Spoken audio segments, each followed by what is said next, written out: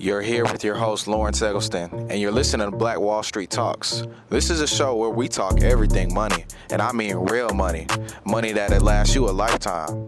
Listen up for an in-depth overview of how to trade on the stock market. This is season 2, so stay tuned. The keys to financial freedom starts now.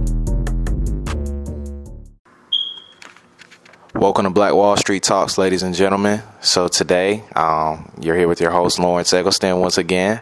I have a very special guest. His name is Ernest Clements, a good friend of mine. Me and him, we just became friends at the start of this school year. To give a little background about him, he actually graduated from the university, Gordon State College, right? And you came down here. He got his associates now. His associates in business. So now he's here at the University of Clayton State pursuing general business for minor supply chain. Okay, general business for minor supply chain. So when you take a look at that, this is an individual that I see prospering. And Ernest actually joined Black Wall Street as well. So he hasn't started investing yet, but is going through the proper steps as far as the education and then as far as getting the funds ready to invest. Now, Ernest's father also owns a couple real estate properties as well, investor as well, kind of like me. So it's always good to hear from, people who've been in the background where you've had investing in your family. So just a little bit about Ernest. But for today's show, we're going to have Ernest on. And then also I'm going to have a segment where we talk about a lot of good and valuable details as far as tools and steps to go towards investing. And as well as what's the current state of the stock market and how do we maneuver with the problems dealing with the China and U.S. trade war. You have Donald Trump and his impeachment. You have a lot of world economies tanking right now. It's a lot of things that need to be talked about. So we're going to keep you guys updated. But for right now, let's go ahead and get Ernest started.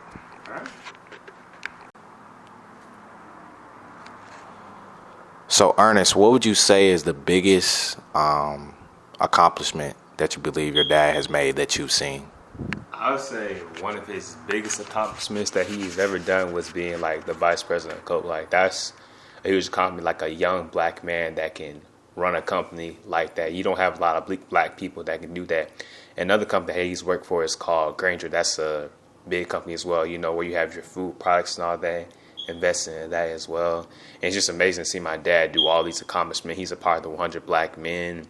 And also he's a strong frat member in Kappa Alpha Psi. Like he's really involved in the community and just wants to see, young black people succeed. So I really admire that. And I can see that myself doing that one day too, It's just, I'm glad that, he's actually my dad and that he's really, done all these things because it's amazing because he goes around and talks to different colleges, like his college. He's come to Clayton State and all that. He's even done videos and just talks about how he's become, so successful. And he has a lot of people that really just look up to him. Like I have this one friend named Wayne Tompkin. Like he helped him out major. Like he graduated from Georgia College recently with his bachelor's. And he's worked for Chick-fil-A and he's working with another company. I can't remember what the name of it is, but he's like really prospering as well. And I have another person named John Walker who's potentially thinking about becoming a coach as well. He has his bachelor's in college as well too. Like he's really helped out a lot of people. And I'm really, proud of my dad, man. Yes, sir. Yes, sir. So Ernest, I know you don't know everything about like his investments and everything, but how would you say like growing up, like how things was at home as far as having a dad that is an investor, and also like what would you say he invested in you that made you want to look at it and start investing? What was the spark? I would say the spark is when we're always like talking about Nike and Apple and all that, because I'm hugely invested. I really love Nike, so I'm hugely invested in that. And I've always just kind of wanted to start. It's just he's been busy with his schedule and all that, so I've always just kind of I'd say that's what really sparked me. Gotcha. Yes, sir. So like one of the biggest things that I always tell all of my students is really focus on companies that you already invest with, like that you already purchasing. You, like you said, you like Nike, so you might be buying Nike jackets, Nike shoes. Like start looking at companies like that to invest with, because the style of trading that we do, trading options, purchasing shares, it's a lot of money to be made in the market. So I take a look at it like this. Shoot, you can go invest in Nike real quick, make a couple $100, then go ahead and buy the Nike shoes. You know, it's just changing our mindset to stop being consumers first and start being investing. Then you can go and enjoy the fruits of what you've already grown. But I think a lot of times in our community, we want to go reap, but we never sold. And that's the biggest thing. So also another question I have for you is, how would you say your experience with Black Wall Street? I know you haven't done much, but just being in the group chat, taking a look at some of the stuff that we talk about, what would you give your opinion on it? I would say y'all are about something, bro. Y'all are heavily investing. Y'all definitely want to make a change. I really rock with it, bro. I think y'all are really about something, bro. I rock with it. Yes, sir. So, like, honestly, when I started Black Wall Street, bro, it was in March. And I had a few trial runs before that. But honestly, I just really want to change the world, bro. Like, I really feel like with the things that we have and the tools that we have, and having someone like you in the organization that could bring, you know what I'm saying, your skill set, as well as I know one day your father, me and him will sit down and talk about some things, and just really just bringing people together. And that's what it's all about. That's the goal. Keyword Black Wall Street, black people coming together to make something. Exactly. It's bigger than just investing in the stock market. It's bigger than that. We want to get real estate. We want to do a lot of things to really change like people's lives. It's a lot of phases that we're going to go through. And I tell people that this is just phase 0.5. It's still 6.5 more phases to go through. So this is just a start. So I want to thank you for taking the opportunity to come on here and answer a few questions for me, bro. Anything else you want to say to the crowd? Nah, that's it. I just thank you for the opportunity, man. That's Hey, it. all right. Well, we appreciate you, Ernest. We might have you on here another time, man. But other than that, take care. Look forward to it, man. Yes, sir. Now for our next segment, we will talk about the current state of the stock market. So today's news, everything that's going on with the market, how am I trading, what have I been trading? So to be honest, I mean, when I take a look at things, it's like this. You have Donald Trump in office right now. Donald Trump has the power to be able to tweet something and to be able to control the market. Honestly, I believe Donald Trump is feeding his own pockets. It's obvious. One simple tweet, he could say something good or bad about maybe the China and U.S. trade war. And what does all that include? So let's talk about the China and U.S. trade war. So for the past 2 years now, really ever since I started trading, the U.S. and China have been in a disagreement over how much it should cost to get goods from one country to another. They've been in a disagreement with immigration. It's just a lot of different things that they're just not meeting right now. And it's hurt a lot of companies that deal with China directly. For example, you have your Apple, you have your Microsoft, you have companies like AMD, which is Advanced Micro Devices. They actually make the chips for Microsoft. Then you have a company called Qualcomm, which actually makes the chips for Apple. Then you have a couple other companies like Shopify and Alibaba. So for those of you guys who might shop on Shopify or shop with AliExpress.com, that is Alibaba. So those are just a couple of examples of actual Chinese companies that are being directly affected by this trade war. And the biggest thing is the problem is tariffs. So what is a tariff? We heard this in elementary school. A tariff is an extra tax to get goods from one place to another. And so with a tariff right now, it's about a 25% increase on tariffs on all Chinese imported goods. So everything coming from China now costs 25% more to get over here. So that hurts who? That hurts consumers. Why? Because why? If you take a look, if prices go up to get goods from one country to another, now what? Prices go up on, let's say, for example, Nike. Nike is a company that makes their shoes in China. So Nike might now start raising prices on the Air Maxes. Maybe they go from 190 to 220. So who does that hurt? That hurts the consumer. The consumer who goes in the store, goes to pick up the shoes, orders them offline, sent to their house, goes to pick up those. So now what happens? What if the consumer can't afford those shoes anymore? Now the consumer can't afford those shoes anymore. Next thing you know, what happens? revenue starts to decline. So what is revenue? That's the money that a company is bringing in. Earnings as well. So it's hurting what? Their income. These are all three terms that you're going to hear: earnings, revenue, and income. Three key terms that you want to pay attention to when you look at companies as far as investing wise. How much is this company bringing in? How much are they spending, for one, too? Because a company could be bringing in money, but if they're spending more, then it's what? They're not making a profit as well. So a lot of companies over the past year have been hurting as far as profits and revenue. Now, some have continued to grow, but the biggest problem is revenue. Why? Because if people ain't going out and purchasing goods, what's going to happen? Price is too high. For example, we'll talk about iPhones. Apple's been struggling for the past 2 years to really try and push the iPhones. Not only just because of, yes, the iPhones haven't really developed and changed, but also because prices. People had to pay about $1,200 for an iPhone. You know what I'm saying? A lot of these tariffs and stuff that Donald Trump has put in place on these Chinese imported goods have been the reason for that. So in the long run, who does that hurt? That hurts the investors as well, too. Because investors invest in companies to get a return.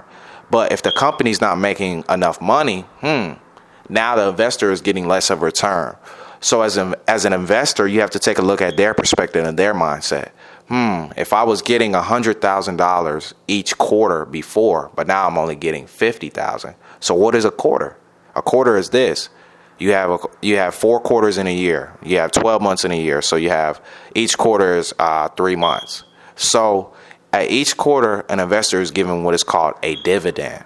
So what is a dividend? A dividend is an annual payout, a quarterly or annual payout that an investor is given for buying shares. So what is buying shares? Buying shares is putting your money in a company. As buying shares are like buying securities. So you're buying securities into a company. So when you do that, you're getting not only the returns of whether the stock is going up, you're getting also the dividend. So the problem is a lot of companies have been cutting their dividends and some companies have been raising their dividends. So you take a look at stuff like that as well, too. All that factors into play. And in the long run, this dramatic effect can hurt our economy. So let's talk about unemployment. Unemployment is at a 40-year low. 3.4 unemployment rate. The data just dropped last week. So unemployment is at a 40-year low. It's not going to stay there.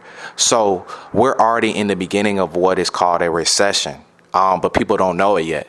And this is what I'm actively trying to get my point across as far as letting you guys know what's next. So the biggest thing is just making sure that you have your portfolio in the right place. And what is a portfolio? Your portfolio is your investments. So paying attention to index funds. So what is index funds? Index funds are some things that you have. Index funds that have a direct relationship with the stock market, where they actually go up as the stock market go up. And then you have some that go down as the stock market goes up, but then go up as the stock market goes down. So right now our stock market is at an all-time high. And our index funds are at an all-time low, some of the reverse ones. So TVIX and UVXY are two of the main ones that I'm heavily invested in, and Black Wall Street is heavily invested in. Right now, Black Wall Street owns 3% of TVIX and UVXY. When you think about that, we own 3% of an index fund. That's amazing. So when the stock market goes down, we're going to become millionaires and billionaires off that. So what I'm trying to explain to you guys is this. It's ways to make money off the stock market going up and down. But also you want to pay attention to Donald Trump, because Donald Trump has a direct influence on the stock market. You want to watch his Twitter account. You want to pay attention to the news, CNBC, CNN, Yahoo Finance. A lot of these news sources can give you good information. And it's just really about being aware. So I had Ernest on here today. And Ernest talked about some valuable information, talked about his father, talked about some of his investments in sparking. So find that spark. Ernest has that spark. And really the spark that's within me is to really I want to share this information with everyone. So it's not just about me. It's up to us to continue to grow our communities. It's a huge opportunity on the line, and it's up to us to continue to do that. So the state of our economy right now, yeah, they're saying it's good, it's peaches and cream, but for how long? That's the question. For how long is it peaches and cream? Because I'm telling you this right now, we have the unemployment rates at an all-time low. Interest rates are getting cut. So what is the interest rate? So a lot of people are paying less, going to start paying less on car notes and credit cards and stuff like that people have to pay interest on. But that hurts the banks as well, too. So a lot of people ain't talking about how the banks can't really lend long-term money anymore. So the banks are going to start to struggle as far as making money. You had Goldman Sachs, JP Morgan, Wells Fargo, Bank of America. A lot of these banks are starting to struggle. And that's current, present day today. And just about being attentive, paying attention to what's going on around you and not just here. Paying attention to what's going on in Argentina. Argentina's stock market fell 50% in 2 days and no one's talking about it. Chinese are devaluing their currency. No one's talking about it. Europe is having problems. Britain is one of the main countries having problems, but no one's talking about it. It's a lot of things going on that ain't no one talking about it. And I'm here to say to you guys today is let's talk about it. Let's open the floor. Let's start focusing. Let's start investing not only in ourselves, but investing in our communities, investing in markets, making money, stock market, whether you trade Forex, whatever you do, let's start getting money. Let's start focusing and not just getting money, but also let's start buying land, buy gold, buy silver, get an oil reserve, get tangible assets, because eventually and soon this paper money that we have ain't going to mean anything. So that's the biggest thing. Cryptocurrencies. Take a look at Ripple. Take a look at Bitcoin. Take a look at Ethereum. Take a look at Tron, Stellar. Those are some cryptocurrency names to throw out there. So it's a lot of things that you guys should be looking at right now. And as you're watching this, I want you guys to take notes. It's a lot of information I'm going to be dropping. And it's just a lot of information that I have inside of me that I'm ready to let out. I feel like I've been dormant. So the biggest thing is just about staying consistent and staying up, reading every morning. If you get up in the morning, the millionaires and the billionaires get up at 4 a.m. So that's why I get up at 4 a.m. Start getting up at 4 a.m, maybe 2 times a week, not every day, but 2 times a week, and just go on Yahoo Finance and read. It's a lot of stuff that you can look at as far as not even just companies, but see what's going on with our world. And that's really the message. Re-election is coming up. So you have Donald Trump and Joe Biden looking to be going head to head soon. So it's just about paying attention. Our stock market's in a key and critical place. But that's all I have for you guys today. So if you have any questions, drop questions below. We had Ernest on here today, so I want to thank him again for coming. And this is your host, Lawrence Eggleston. Y'all have a very blessed evening. And shoot, let's get money. Let's do it. I'm ready. Next episode, we're going to talk about a lot more of these topics, and we're going to dig even deeper. All right. Well, I'll catch y'all next time on Black Wall Street Talks. This is your host, Lawrence Eggleston. See ya.